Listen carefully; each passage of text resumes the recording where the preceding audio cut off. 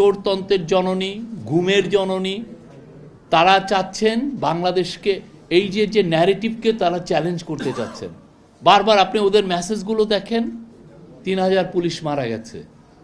ওদের মানে ইউনূস হচ্ছে জঙ্গি লিডার, ইউনূসকে ঘিরে আছে কারা? জঙ্গি লিডার। এটা কেন করছে জানেন? এটা খুবই ওয়েল অর্কেস্ট্রেটেড ক্যাম্পেইন এবং এটা ইন্ডিয়ান মিডিয়াও এটার সাথে জড়িত। তারা মিলিয়নস অফ ডলার খরচ করছে এই হাসিনার অলিগার্কগুলো। সে একটা নতুন ন্যারেটিভ তৈরি করতে চাচ্ছে, ওয়ার্ল্ডে বুঝাইতে চাচ্ছে যেই তুমি যে এটাকে গণ অভ্যুত্থান বলতেছো সেটা আসলে গণ অভ্যুত্থান না, সেটা আসলে এটা হয়েছে। যাতে এটার কারণটিকে এটা খুব বড় রকমের একটা চক্রান্ত, যাতে আমার দেশের উপরে সে কোনো রকমের কোনো বিদেশিদেরকে বুঝাতে সক্ষম হয় যে আমাদের দেশে যেটা হয়েছে সেটা আসলে মানে এটা গ্লোবাল অর্ডারের বাইরের কোনো একটা কিছু।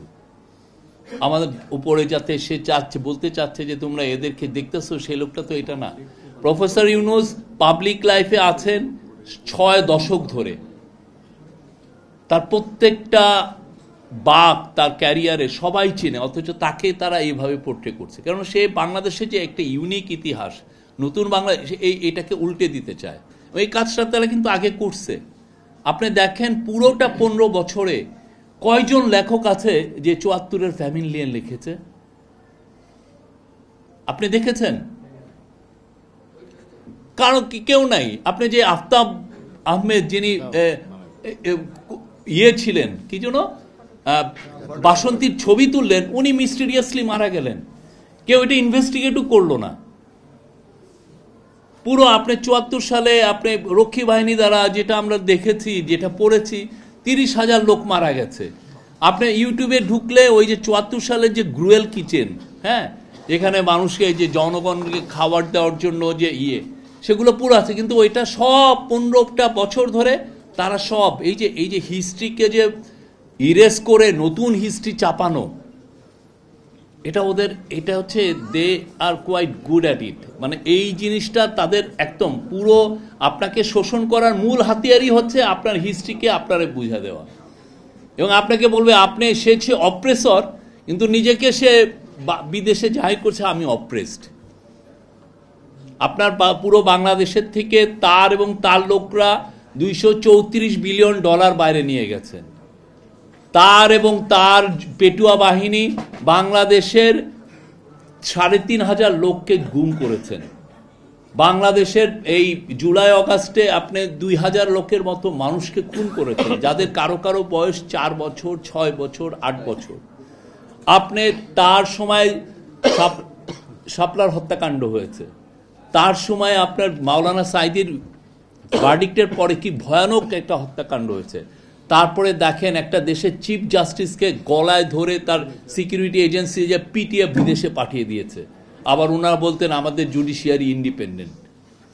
একটা দেশের চিফ জাস্টিসকে যদি এটা হয়, তাহলে কোন জাস্টিসের আপনি মনে করেন যে তার ইন্ডিপেন্ডেন্স আছে? কিছু ছিল আপনার? এবং যে যখনই একটা ভালো মানে বিএনপির এক লিডারের এখন সম্ভাবনা হয়েছে যে উনি বের হবেন, আমরা শুনেছি যে তাকে এখন জামিন দিতে বাধ্য। এটাও আমরা শুনেছি যে তখন জাজের রুমে সিকিউরিটি এজেন্সির লোক পাঠিয়ে দেওয়া হতো। এবং এটা তো না, তারপরে এক্সট্রা জুডিশিয়াল কিলিং হয়েছে 3000। এবং বাংলাদেশে এই জিনিসটা কেউ বলেন না, এই জিনিসটা কিন্তু ভয়াবহ। আপনার 60-70 লক্ষ অপোজিশন অ্যাক্টিভিস্টের লাইফ আপনি হেল করে দিয়েছেন। কারো 10টা, কারো 20টা, রিজভী ভাই বোধহয় একাই 300টা কেস, 300। আপনি তাদের লাইফ আপনি শেষ। তাদের ছেলেমেয়েরা কোনো চাকরি পায় নাই। তারা যদি চুপিসারে কোনোভাবে একটা ধরেন একটা কনস্টেবলেরও চাকরি পেয়ে গেছে, সেটাও জানাজানি হয়ে গেছে যে না, উনি বিএনপি পরিবারে, ওর চাকরি দেওয়া যাবে না। কি ভয়াবহ একটা সময়। কিন্তু তারা টোটালটা, তাদের পুরো অ্যাটেম্পটা হচ্ছে যে এটাকে আমি উল্টিয়ে দিব, দিয়ে আমার ন্যারেটিভ আনবো। এই ন্যারেটিভের এগেনস্টে এই গ্রাফিতির বই খুব ইম্পর্টেন্ট।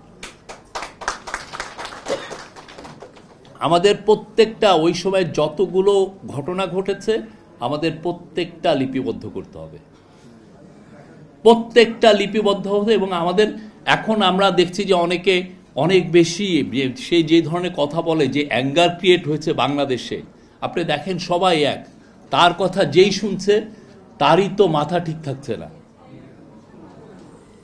ঠিক না? তা আমরা তারপরে সবাইকে প্রফেসর ইউনূস আহ্বান জানিয়েছেন, শান্ত হন।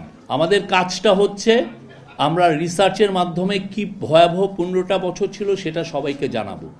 প্রত্যেকটা ক্যাম্পাসে ক্যাম্পাসে সেমিনার করব, প্রত্যেকটা দেয়ালে দেয়ালে সে যে অন্যায় অবিচার করেছে সেটা আমরা লিখে রাখবো। ব্রেকফাস্ট, টিফিন কিংবা স্ন্যাক টাইমে মজাদার আয়োজন মানে অল টাইম ব্রেড।